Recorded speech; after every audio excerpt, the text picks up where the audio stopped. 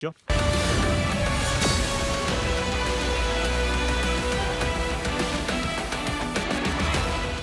네, 이번에 이제 민주당 내부 얘기 좀 살펴보겠습니다.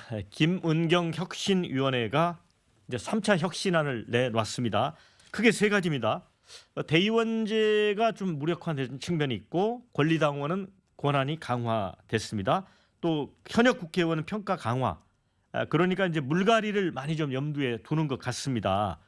그래서 이제 비명계가 엄청나게 성토를 했습니다. 특히나 이제 비명계 이원욱 의원, 삼선 의원이죠. 이재명 그 대표를 아주 직격을 했습니다.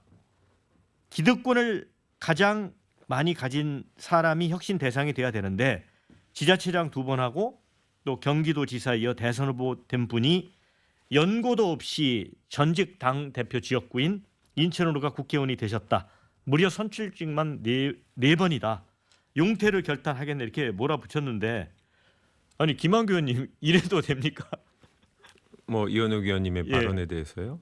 뭐 민주주의 정당에 대해서 자기 의견 얘기할 수 있죠. 다른 사람들이 공감할 수 있는지가 이제 문제인 거니까요. 이번 혁신안에 대해서 저도 약간 실망스럽죠. 네. 왜냐하면 우리 혁신안은 혁신위원회 출범 취지 자체가 이 도덕성 상실, 전당대회로 인한 국민의 신뢰를 잃어버린 이 사건들을 어떻게 해결하느냐 그런 거거든요.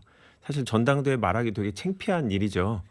그런데 과연 국민들이 요번에 발표한 내용을 갖고 민주당이 도덕성을 회복할 수 있다라고 확신할 수 있느냐. 국민들이 궁금해했던 사항에 대한 답은 하지 않고 우리 당이 중요한 내용에 대해서 당 내부 여의도에서 중요한 얘기만 우리가 한 게 아닌가 싶습니다. 너무 정치적인 공급자 중심에서 얘기를 한 것 같아요. 의원들의 공천, 전당대회. 사실 수요자인 일반 국민들의 입장에선 남의 나라 얘기 같다라는 생각이 들어요. 저는 뭐 대의원제 개편, 전 개인적으로 필요한 부분이 있다고 생각합니다.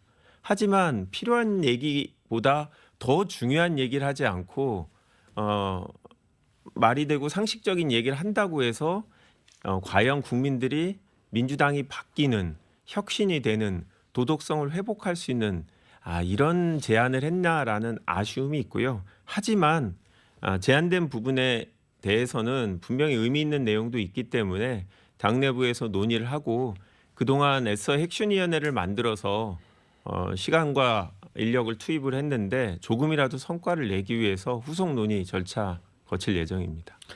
자, 김병구 의원님, 이제 국민의힘은 사실 이제 남해당 얘기인데 이재명에 의한 이재명을 위한 사조직 따웠다. 어찌 보면 되게 좀 거친 논평을 냈거든요. 왜 그런 겁니까? 뭐 앞서 그 이원욱 의원도 그런 표현을 했고요. 사실 아마 그 소위 그 대한민국에서 친명이라는 분들을 빼고는 다 지금 이번 김은경 혁신위원회가 이재명 수호 혁신위원회였다 이렇게 평가를 내릴 것 같습니다. 그리고 또 김은경 위원장 같은 경우에 노인 폄하 발언도 그렇고 또 문제가 된 개인 가정사 의혹도 그렇고 결국 여기저기 사고만 치고 민주당 내에 좌충우돌 하다가 갑자기 이제 퇴장을 한 거죠. 또 어떻게 보면은 좀 표현이 그렇습니다만 뺑소니 혁신이었다. 전 또 이런 말도 한번 할 수 있지 않나 싶기도 하고요. 결국은 그렇게 해서 마지막으로 급발진하다가 갑자기 퇴장을 했거든요. 그렇게 하기 위해서 김은경 혁신위원장이 본인에 대한 평가가 너무 박하니까 어느 정도 최소한의 자기 방어 차원에서 이재명 대표를 지지하는 그 팬덤 그 개딸들한테라도 좀 그 기대에 부응하는 그 혁신안을 내놓고 혁신안이 아니죠. 사실은 뭐 그냥 방안을 내놔야겠다 해서 내놓은 게 대의원제를 뭐 축소 내지 폐지한다거나 아니면 뭐 현역 의원들 아니면 중진들을 좀 이렇게 솎아낼 수 있는 그런 장치를 만든다거나 하는 이런 안들을 내놓고 갑자기 퇴장해버린 거죠. 결국 결과적으로 봤을 때는 과정은 뭐 뺑소니 혁신위원회였고 이재명 수호 혁신위원회였는데 결과적으로 봤을 때는 이재명 대표를 위한 그 친위 쿠데타를 하고 그냥 사라져버렸다. 전 이렇게까지 혹평을 해도 무방하다 생각이 듭니다. 예, 친위 쿠데타, 뺑소니 혁신 동의하십니까? 말들이 되게 무섭습니다. 친위 쿠데타, 뺑소니 혁신이 뭐 이재명 수호 혁신이 이런 얘기를 하시는데요. 뭐 이재명 대표가 전당대회 또 나올 거는 아니니까 이제 다음 당대표 최고위원에 대한 관심이 좀 사실 많은 거죠.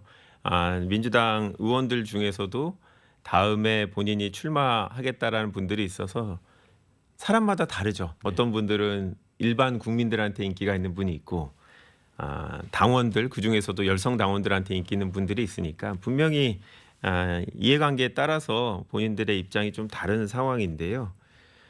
국민의힘 같은 경우 보면 저희처럼 모든 정당이 동일하게 대의원제대 같은 게 있죠. 무슨 위원회 이렇게 있어서 다 이 간접 대의원 대의제도라는 게 있는데 최근에 모든 당원들의 투표로 전당대회 그러니까 당대표와 최고위원을 뽑는 방식으로 바뀌셨죠. 어떻게 보면 저희가 뒷북으로 쫓아가는 거예요. 대의원제를 없앤다는 것 자체는. 다만 이제 국민의힘처럼 일반 국민을 전부 다 제외해서 뭐 유승민이라든지 나경원, 안철수 이렇게 당원보다 일반 국민들의 인기가 더 있는 분들을 배제할 거냐 아니면 그래도 일반 국민과 당원들의 비율을 어느 정도로 조정할 거냐 이런 문제가 있는 것 같은데요. 저희 당 내부 문제니까 저희가 잘 처리하겠습니다. 네. 자 그리고 이제 혁신안 중에서 보면 그 정치 신인의 등용문을 넓히는 측면 이런 건 좀 긍정적인 측면이 있는 것 같습니다. 자 그런데 현역 물갈이 폭이 이제 커질 수도 있어서 앞으로 이게 이제 강성 지지층 이재명 대표의 강성 지지층과 그 반명 체제 사이에 어떤 불안과 갈등을 야기할 수 있는 그런 당내 그 갈등의 화약고가 되지 않을까라는 분석이 있어요. 어떻게 보십니까? 사실 먼저 하나 더 말씀을 드리면 과거에 그 문재인 대통령께서 당 대표를 할 때 그때도 당의 혁신위가 구성이 되었습니다. 그때 여러 가지 혁신안이 나왔었는데 그중 하나가 기소가 된 당원은 당직을 맡지 못하게 한다거나 당직에서 내려오게 한다거나 하는 내용이 포함되어 있었거든요. 근데 지난 대선 직후에 민주당의 비대위가 꾸려졌는데 거기에서 그 문재인 당대표 시절에 만든 혁신안 기소된 당원이 당직을 맡지 못하게 하는 그 혁신안을 없애버렸어요. 그 다음에 누가 당대표가 되었냐면 아까 이원희 의원님 말씀하신 자기 정치적 고향인 성남 분당을 버리고 인천 계양으로 가서 국회의원이 된 이재명 대표가 이 문재인 당대표가 만든 혁신안을 없애고 그 위에 당대표가 되었단 말이죠. 본인은 기소가 되었으니까. 그때는 기소는 안 되었지만 나중에 기소가 되었으니까. 그런데 이재명 대표 현재 사법 리스크가 현재 정부 윤석열 정부 때 뭐 발생을 한 것도 아니고 윤석열 정부가 무슨 검찰을 이용해서 억지로 수사를 한 것도 아니고요. 과거 자신이 성남시장 경기도지사 시절에 이 발생했던 일들이고 그게 민주당의 그 대선 후보 선출 과정에서 불거지면서 수사가 공식화되었고 지금까지 이어지고 있는 것들이거든요. 근데 이게 무슨 검찰 수사 정치 탄압일 수도 없는 거고 이게 무슨 정치적인 이유로 기소가 되었다고 볼 수도 없는 건데 이걸 정치적 이유로 기소가 되었다고 해석을 하면서 이재명 당대표의 당대표직을 계속 유지할 수 있는 근거를 이렇게 삼고 있단 말이죠. 이거야말로 민주당 이번 혁신위원회가 가장 먼저 바로 잡았어야 할 그런 혁신안이었는데 이건 그대로 내버려 두고 오로지 이재명 대표와 이재명 대표의 친위대들로 민주당을 장악하기 위한 민주당을 탈바꿈시키기 위한 그런 안들만 잔뜩 이렇게 뿌려놓고 후다닥 내팽개 쳐버린 도망을 가버린 거죠. 저는 이재명 대표가 아까 우리 김한규 의원이 또 당대표가 되진 않을 거라고 했는데 당대표가 문제가 아니라 다음 대선이 문제인 거니까요. 다음 대통령 후보가 되기 위해서 이 당을 장악하고 있어야 되고 그래서 다음 총선에 더 최대한 많은 친 이재명 국회의원을 만들어야 되는 거고요. 지금 다 이게 일련의 정치 시나리오가 다음 대권 민주당의 대권 후보를 이재명 대표가 가져가기 위해서 만들고 있는 그런 과정이니까요. 그렇게 봤을 때 지금 이 김은경 혁신위원회는 민주당에 정말 폭탄을 터뜨리고 한 게 확실하죠. 지금 이대로 오로지 이 민주당을 이재명의 당으로 만들라는 그런 주문을 하고 간 거니까요. 민주당 내에서 큰 반발이 있을 거라고 생각이 됩니다. 민주당을 살리는 안이 아니다 이런 얘기예요. 여론조사 결과가 그 혁신안에 포함이 돼 있는데 제가 충격을 받았던 거는 우리 당의 당직자와 보좌관들이 제일 당에 대해서 박합니다. 평가가. 그래서 가장 큰 문제가 정치인들의 위선, 무능 이런 얘기에 대한 비중이 당원들보다 훨씬 더 크더라고요. 이 보좌진들이 왜 그렇게 생각할까 당직자들. 이분은 민주당이 선거에서 지면 당장 직업을 잃어버릴 수 있는 분들이에요. 그러니까 어떻게 보면 훨씬 더 절박하고 보수적으로 이 상황을 보시는 것 같아요. 그래서 제가 생각하는 것보다 더 위험한 상황이구나 이런 위기의식을 느끼는데 그런 면에서 사실 그 어떤 무능이나 위선에 대한 국민적인 인식을 바꿀 방안인가라는 두려움은 있고요. 아까 폭탄을 던졌다라고 얘기하셨는데 맞습니다. 상당히 큰 논란이 있을 거고 당장 이게 의원총회 논의 사항이 아니거든요. 예.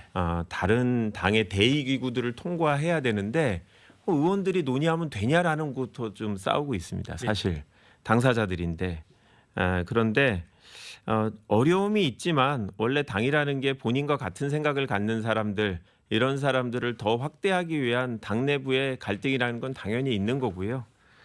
선거 직전에 터진 것보단 좀 일찍 터져서 해결할 수 있는 시간이 있었다 생각하고 저도 국회의원으로서 이해 당사자죠. 예. 제가 현역 의원 평가를 적게 받아서 만약에 감점을 많이 받으면 이제 저희 경쟁자들이 달려들겠죠. 당내에. 불안함은 있습니다. 어떤 기준, 공정한 기준으로 평가가 되느냐. 과연 어떤 활동을 하는 게 국회의원의 활동으로 적절한지에 대해서 저랑 생각이 완전히 다른 사람이 나를 평가하면 어떻게 될 거냐. 예를 들어서 거리에 나가서 투쟁을 하고 그런 집회 시위에 열심히 참여하고 이게 국회의원의 역할이냐. 아니면 국회에서 의정활동을 하는 게 더 중요하냐. 분명히 당내에 다른 의견이 있기 때문에 이거에 대해서 한번 정리를 하는 절차가 있어야 될 것 같습니다. 네, 자 여기서 이번 주제는 좀 줄이도록 하고요. 다음 주제 만나보도록 하겠습니다.